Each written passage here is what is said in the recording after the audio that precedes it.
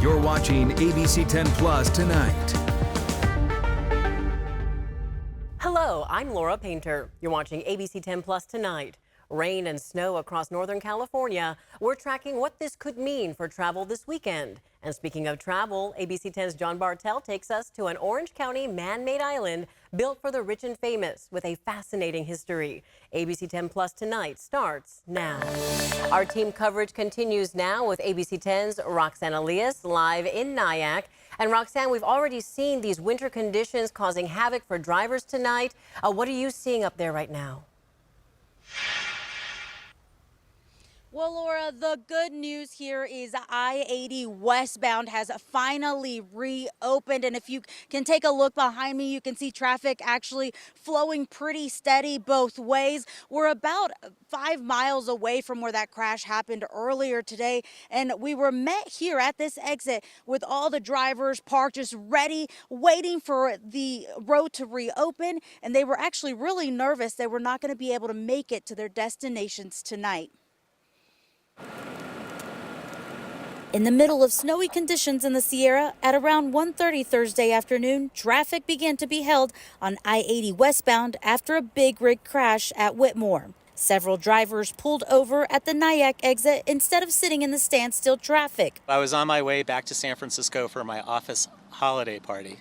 Cannot believe that we're stuck here, not knowing how long it's going to continue and before we're going to be able to go again. Tom Gump says this isn't the first time something like this has happened to him. About 4 years ago, he says he was stuck at the same location for about 16 hours. A big rig that was carrying milk, jackknifed, dumped all of its milk on the ground, and they were treating it as hazardous material that needed to be cleaned up. Caltrans says it's expecting the weather to take a break on Friday during the day, but snow conditions could pick back up Friday night going into Saturday. And that's when people could see more traffic accidents or spinouts, so they want drivers to be ready for delays. Be prepared, pack chains. Even if you have four-wheel drive, all-wheel drive, we recommend that you pack chains just in case. And then, bring blankets with you, bring flashlights, make sure your phone is charged, make sure your gas tank's full. As a safety precaution, semi-truck drivers like Jason Dennis also want people to look out for them when they have to chain up. My biggest concern is the cars drive by and they don't pay attention to the truck drivers, and they come close to hitting us every time we're putting chains on. Earlier Thursday, some drivers were caught off guard by the snow going up the mountain, but they plan to make the most of it and recommend others check the conditions before coming here this weekend. Slow down, be careful, makes me nervous with the kids. Yeah. Yeah. Just because you think it may not be, it might be.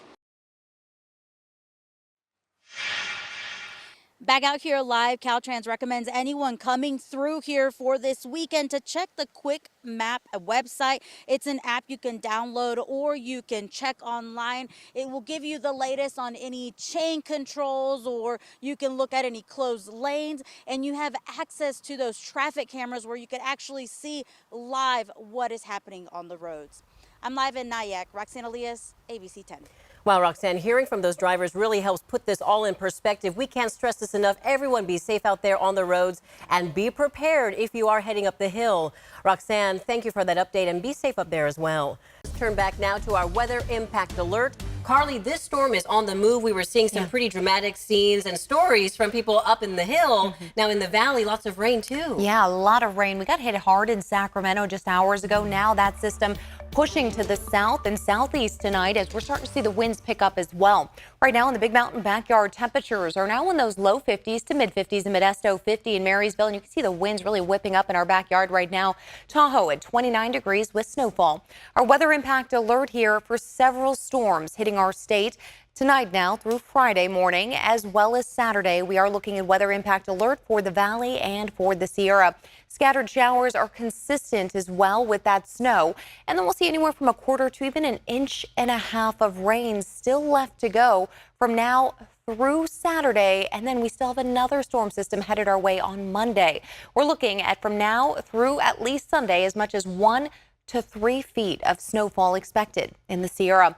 A winter storm warning will take effect into Saturday till 10 p.m. Right now, we're dealing with a winter storm advisory right now, as a lot of people are under that right now until 10 p.m. tonight. But we're going to see another one being issued for us on Saturday. Now, we've also been tracking here winds expected to continue picking up for ourselves. A wind advisory until Saturday, 12 p.m. Picking up really starting on Friday evening around 6. You'll start to really see those winds picking up and then really starting to get up to 45 to 50 miles per hour into Saturday. So extremely strong winds coming in off the next storm system. Here's a look at that here as we get to Friday night, 10 p.m. You're starting to see 20 to about 30 mile per hour wind gusts here out of the south-southeast, wind gusts in the Sierra. But check this out as we start getting to Saturday, 11 a.m. Wow, it's really blowing up here in that purple. About 45 to 55 mile per hour wind gusts are expected. Very strong as well up in the Sierra. So this is really going to hit us hard. Not only are you getting the winds, but you're also going to be getting a lot of rain and that mountain snow. Blizzard-like conditions expected in the Sierra on Saturday with blowing snow and very, very low visibility. Please take it easy on the roadways. As we move into finally Saturday night, the rain will start slowing down for us, but the winds also begin to slow as we start moving on into Sunday morning. All right, let's time all of this out for you. As we get into Friday morning, we have another push of showers for that morning commute. Most of that begins to shift out. As we get into Friday, 2 p.m., the valley starting to clear out. Still a little rain in the foothills with snow in the high Sierra.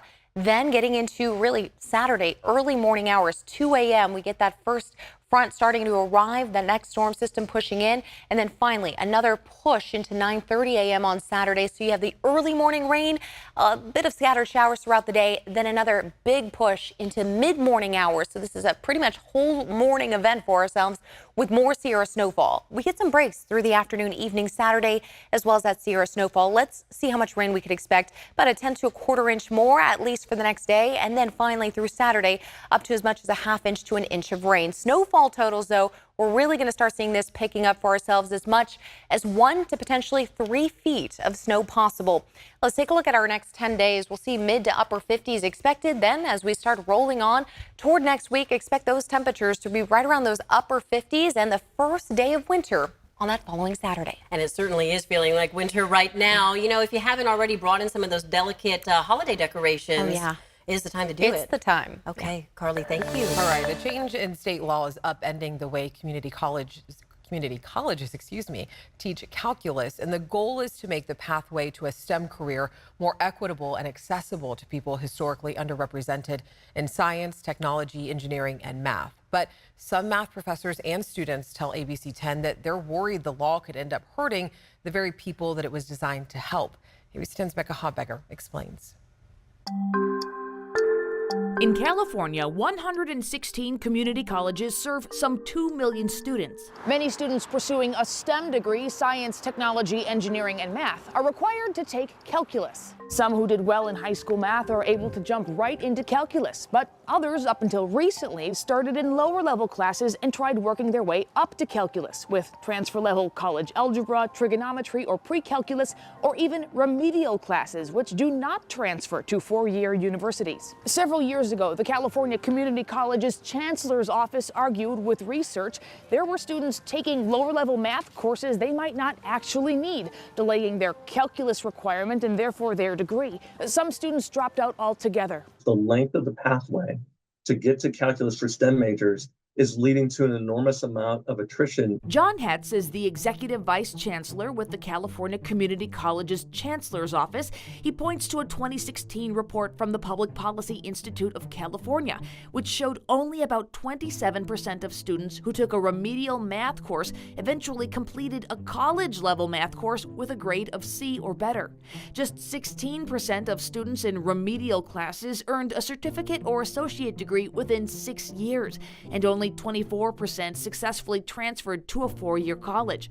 Research showed Latino, Black, and low-income students were overrepresented in these remedial courses. His office and state lawmakers did something about this, creating 2 pieces of legislation. The first, AB705, which went into effect in 2018, requires community colleges to consider a student's high school coursework and GPA as primary determining factors for placement to maximize the probability that a student will enter enter and complete transfer-level coursework in English and math within a one-year time frame. A study showed it helped at some colleges, but implementation varied across the system. One of the things that happened in response to AB705 is a number of our institutions lengthened their sequence of courses at transfer level, so college level courses, but prior to calculus. And what the evidence shows pretty clearly about that is that when you lengthen that sequence, it dramatically decreases the likelihood that students get to the end of that sequence. And for a STEM major, right, calculus is not the end of the work, it's the beginning of the work.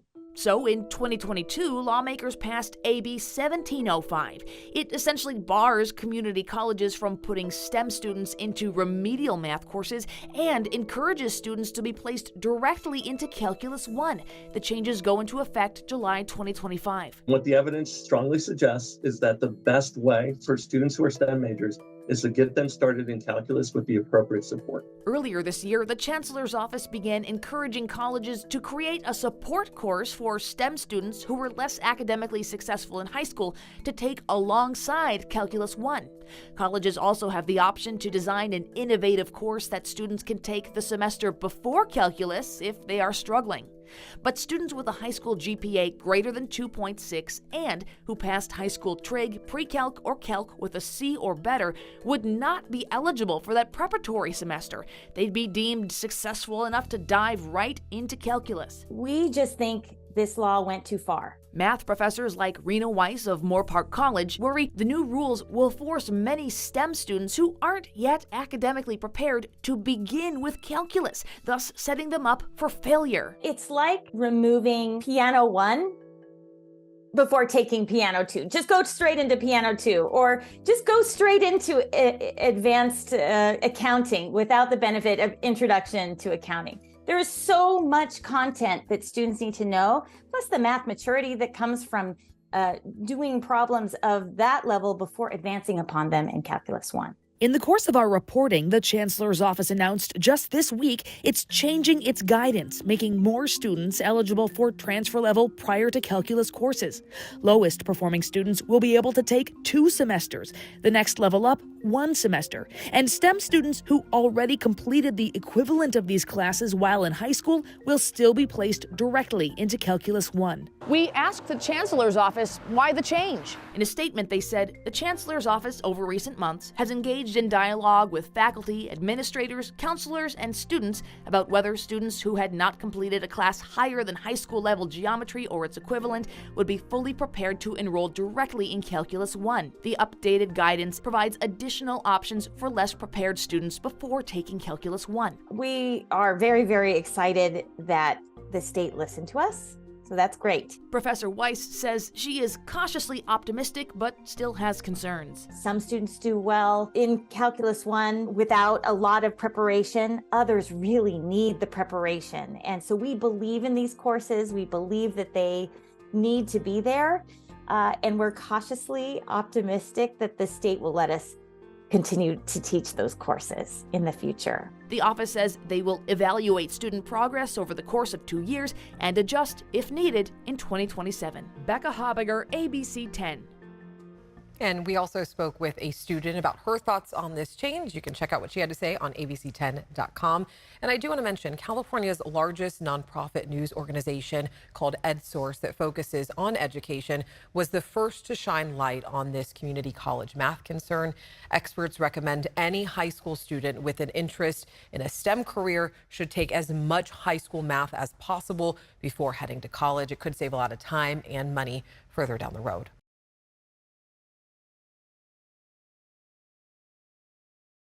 Hey, I'm Kevin John coming to you from Saddleback College here in beautiful Orange County, the site of our high school football state championships. That's right, it doesn't get any bigger than this, baby. Now we have 5 teams from the Sac Joaquin section who will be playing for a state title over the next couple of days, but only one of those teams will be playing in the state title game for the 3rd straight year. Of course, that's none other than the Grant Pacers, and their game is our Northwest Exteriors Game of the Week. To say this game is unfinished business for the Grant Pacers may be an understatement. I just want to win it. I don't want to lose like last year. It's all about finishing the job. It's about you come this far. You don't want to be that team that lost at the end. We felt that last year. We didn't have enough to finish last year. So it's like we don't want that feeling again. Exactly 1 year ago, Grant walked off the field in the state championship game with the bitter taste of defeat in their mouths. But this time around, they're looking to seize the moment. We know how it feels to lose, and we know how it feels to lose at like the last moment and at the big stage like that. We've been through a lot of tests this year. I mean, from the beginning of the season schedule to the playoff run, I mean, we've kind of seen it all. Grant had to slug their way to get to this game, with last-second come-from-behind victories in the section championship game and NorCal Regional Bowl, proving the resiliency of this squad. We've grinded this out this entire season, and that like the teams are in our way, and they're in our way from getting another state championship, and we don't back down, and we fight all the way through. We got to come with a whole different mindset this year. We got to win. Back out here at Saddleback College, where the Pacers will face Pacifica tomorrow at 4 o'clock. As a matter of fact, I'm getting ready to meet up with the Pacers in just a few hours when they arrive here in Southern California, and I look forward to bringing you that story tonight at 11 o'clock. In Orange County, Kevin John, ABC 10 Sports.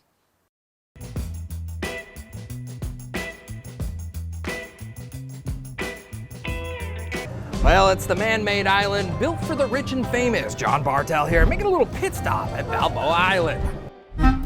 Carnival rides, expensive beach bungalows, and frozen bananas. Today, Balboa Island and the Newport Peninsula is a popular vacation destination, but prior to 1899, it was a barren mudflat that property developer W.S. Collins had big plans for. In a real estate gamble, created a man-made island off the shores of Old California. Balboa Island Museum board member Bruce Cook says for $50,000, Collins bought about 1,000 acres of land around Newport Bay and then spent the next 15 years dredging out the shallow waters to create an island, a grand pavilion, and a fishing pier. You become rich?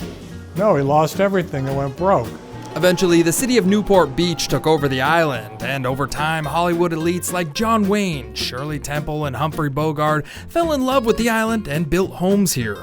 Many of his films partly were shot on Balboa Island or in Newport General. Filmmaking on the island dates back to 1917, but one of the most popular TV shows filmed here was Gilligan's Island. The mate was a mighty sailing man, the skipper brave and sure. Episode when the boat leaves the shore and they're singing, they're going off on a 3-day tour, they leave from here. Well, we don't have the money, Pop. There's always money in the banana stand. More recently, the cult classic Netflix show Arrested Development regularly shot here and highlighted Balboa Island's famous frozen banana shops. Banana? Fuck! No, New York doesn't have it, Italy doesn't have it, it's here, California, Balboa. Today there's a number of competing frozen banana shops, but Mia Hook works for Sugar and Spice, the first company to start selling the Balboa Island treat. Let's do the tiramisu, huh? Yeah, I'm sorry. Oh yeah! Yeah? Yeah! Good? Not good. Who created the banana? So Don Cook created it in 1945 with his dad. They decided to put some bananas in the freezer, got some chocolate, it was melted, dipped it in, put some peanuts on it, called it a day. Hollywood loves to work and vacation on Balboa Island, and that's one reason it's so hard to find property here. Of the 500 or so homes on Balboa Island, most are tiny 1 or 2 bedroom cottages, and they're expensive. The least expensive home here is probably under $4 million. Lucky for me, visiting the island is free, and a frozen banana won't break the bank. From Balboa Island, I'm John Bartell. Hope to see you on the back road.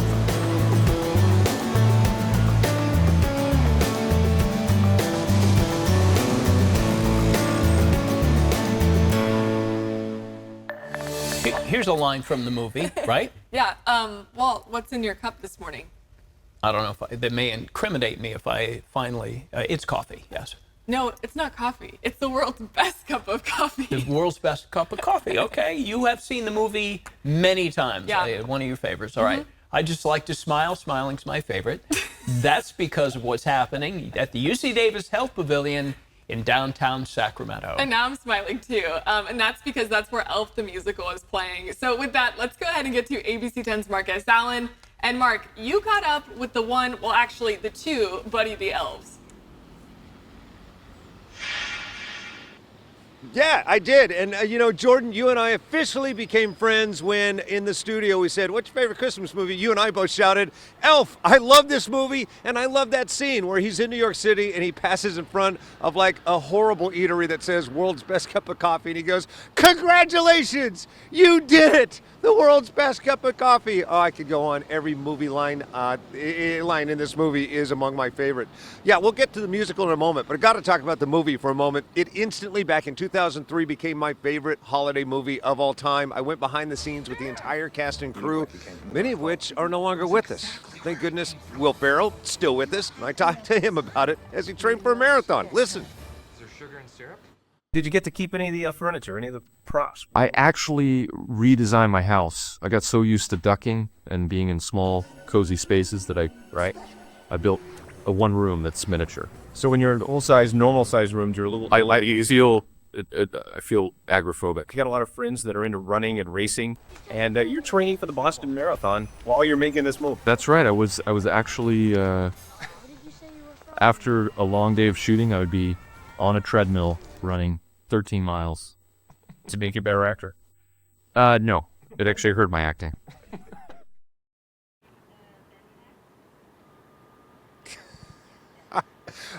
So much about that interview that I want you to see. And in fact, if you go to ABC10 Plus, the app, we did a half-hour special on Take a Look about that movie. And again, so many from it we lost. Bob Newhart this year, Ed Asner the year before that, James Caan. So pay tribute to them and watch the movie Elf. And I digress. I should be talking about the musical. I'm in front of UC Davis Health Pavilion, home of the Music Circus. No longer a tent. It's now fully enclosed, and it will protect you from the rain. And it's probably the best seat in the house to see this Broadway musical. I had a chance to go behind the scenes and see it. You're not going to see it in this clip we're showing right now. However, the sleigh, complete with jet engines, does take off, and you'll see it in person, as well as Buddy the Elf.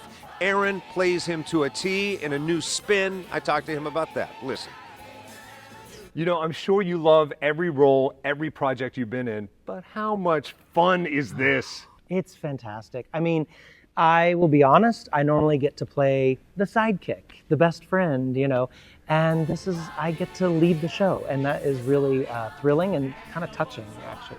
It's special. And kind of make it your own. Are there times you've gone off script? Has anything happened in rehearsal that you uniquely brought to it that stuck? Yeah, there's a couple things. Our director was great, Linda Goodrich. She was great about letting us play in rehearsal. So I've actually even tried to bring in a couple things from the movie that aren't in the script, just kind of little shout outs to that the audience picks up on. Angry elf, to be exact. He's an angry elf. That's not in the script, but I snuck it into the show.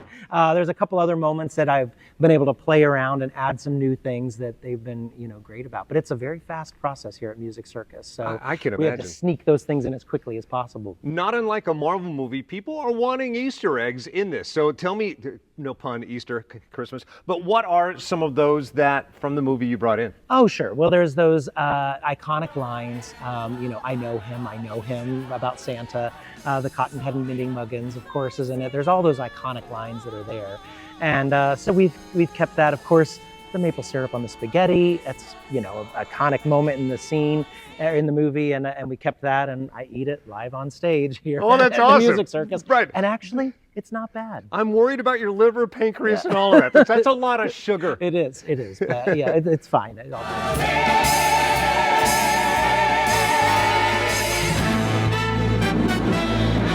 Musical now playing through Sunday night. Back to you. From Elf, Now do you playing through have Sunday one night. Elf the musical. Back to you. favorite line here from the movie? Yeah. I'm singing. I don't know why, because they told me to keep it tight and wrap it up, but I'm still singing. Okay, yeah, I got you. Okay, that's what I wanted to know. All right. Marcus Allen, Buddy the Elf. And thank you so much for watching ABC 10 Plus tonight. Remember, we're here 24/7 on the free ABC 10 Plus app. You can get your local news and weather anytime, anywhere. I'm Laura Painter. See you next time. When I was a kid, we did not have food in our cabinets. You could open the refrigerator and you'd probably have like a bottle of ketchup in there. So when we would receive food from the food bank, it meant that I was going to be able to go to bed with a full stomach. I don't think any kid should ever have to experience that. Hunger shouldn't be part of bedtime. Go to abc10.com/standagainsthunger and make a donation today. Thanks for watching ABC 10 Plus. And now that you're here, why don't we take a look around and see what else is here? The very first tile on your left is always going to be streaming 24/7. You can find us adjacent to that, breaking news if it's there. And then right next to that, a replay of the most recent newscast. Whether it's ABC 10 Morning News at 5, 6, or beyond, it's going to be there. The forecast beyond that, and then right beyond that, the news that matters the most. Now that you know the basic tiles, let's go up to the top and take a deeper dive into news. We have every single newscast that you would need, including To the Point with Alex Bell, taking a deeper dive into the issues. Beyond that, ABC 10 Morning News at 5 and 6 and 11, the evening shows as well. Below that, you can watch the top stories from To the Point. Under that, Dollars and Cents, where you can learn how to navigate this challenging economy. And below that, you can watch our award-winning ABC 10 Special Investigations, where we hold the powerful accountable. Going into weather, look, it's the 10-day forecast, getting you ready for the weekend and beyond. Beyond that, sports. I know you care about the Sacramento Kings. We have the most comprehensive guide to anything, everything Kings in the locker room and on the court. We have it. Below that, I know you care about the San Francisco 49ers. We can't mention base sports without talking about the Oakland A's. We have that too. What's super exciting, I know you care about high school sports. You'll never find a more comprehensive guide and team dedicated to high school sports.